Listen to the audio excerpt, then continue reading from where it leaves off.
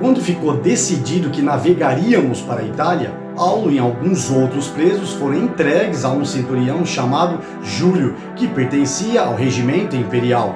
Embarcamos no navio de Adramítio, que estava de partida para alguns lugares da província da Ásia, e saímos ao mar, estando conosco Aristarco, um macedônio de Tessalônica. No dia seguinte, ancoramos em Sidom.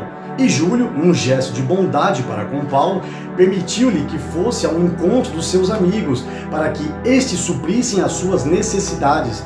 Quando partimos de lá, passamos ao norte de Chipre, porque os ventos nos eram contrários. Tendo atravessado o mar aberto ao longo da Cilícia e da Panfilha, ancoramos em Mirra, na Lícia.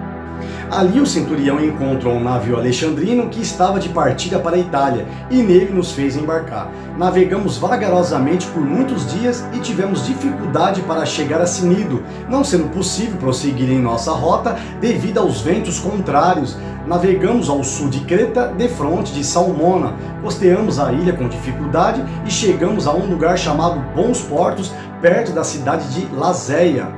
Tínhamos perdido muito tempo, e agora a navegação se tornara perigosa, pois já havia passado o jejum. Por isso Paulo os advertiu: senhores, vejo que a nossa viagem será desastrosa e acarretará grande prejuízo para o navio, para a carga e também para a nossa vida. Mas o centurião, em vez de ouvir o que Paulo falava, seguiu o conselho do piloto e do dono do navio.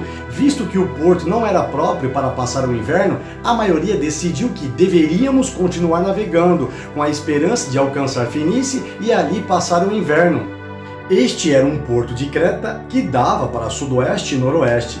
Começando a soprar suavemente o vento sul, eles pensaram que haviam obtido o que desejavam. Por isso, levantaram âncoras e foram navegando ao longo da costa de Creta. Pouco tempo depois, desencadeou-se da ilha um vento muito forte, chamado Nordeste. O navio foi arrastado pela tempestade sem poder resistir ao vento. Assim, cessamos as manobras e ficamos à deriva.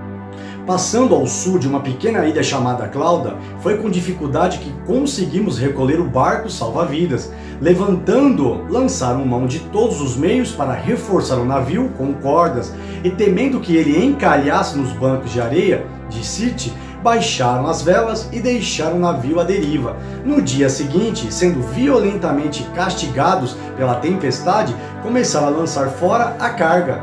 No terceiro dia, lançaram fora com as próprias mãos a armação do navio. Não aparecendo nem sol nem estrelas por muitos dias e continuando a abater-se sobre nós grande tempestade, finalmente perdemos toda a esperança de salvamento.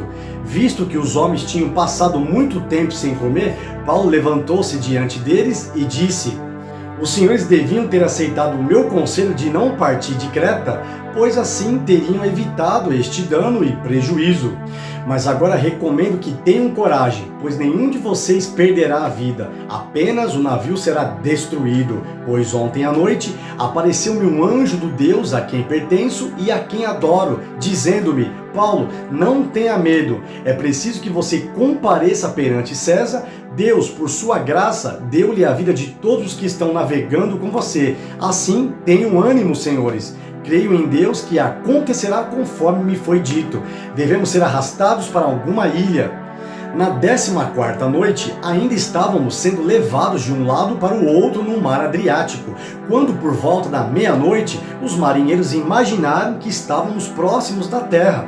Lançando a sonda, verificaram que a profundidade era de 37 metros. Pouco tempo depois, lançaram novamente a sonda e encontraram 27 metros. Temendo que fôssemos jogados contra as pedras, lançaram 4 âncoras da polpa e faziam preces para que amanhecesse o dia.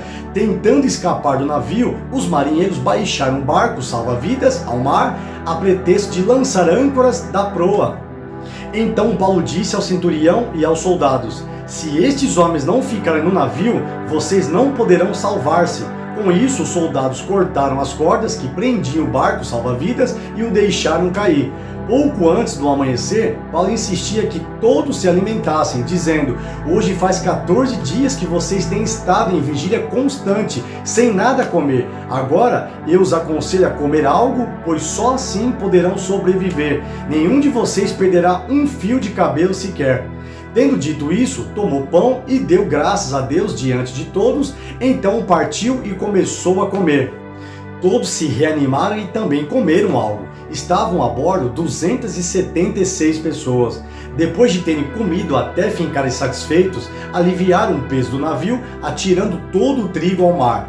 Quando amanheceu, não reconheceram a terra, mas viram uma enseada com uma praia, para onde decidiram conduzir o navio, se fosse possível. Cortando as âncoras, deixaram-nas no mar, desatando ao mesmo tempo as cordas que prendiam os lemes. Então, alçando a vela da proa ao vento, dirigiram-se para a praia. Mas o navio encalhou num banco de areia onde tocou o fundo. A proa encravou-se e ficou imóvel, e a popa foi quebrada pela violência das ondas.